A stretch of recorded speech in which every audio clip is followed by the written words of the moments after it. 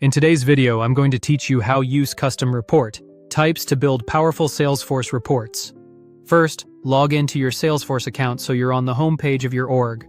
From there, open your settings by clicking the gear icon and choosing Setup. If you see an option labeled Open Advanced Setup, go ahead and click that to jump into the full setup experience. This puts you in the place where admins configure features and data settings. Inside Setup, use the quick find search bar and type report types, then click the report types result. If Salesforce prompts you to continue to the new experience, click Continue. On the Custom Report Types page, click New Custom Report Type. A quick definition before we proceed. A custom report type lets you define the exact data set a report can use, starting with a primary object and optionally including related objects. It also controls which fields are available and how records are included, giving you far more flexibility than standard report types.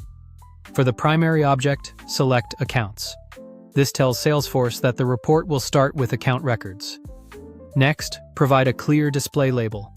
Choose something your team will instantly understand when they browse report types.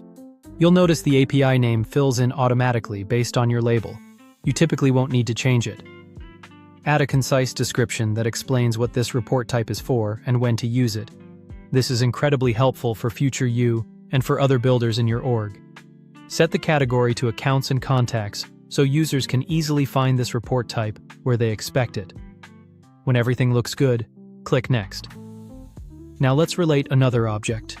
This feature allows you to bring in additional data connected to your primary object, expanding what the report can show. It also lets you define whether the report should include only records that have a related record or include them even when that relationship is missing, which can be critical for accurate analysis. From the Related Object options, choose Account Brands.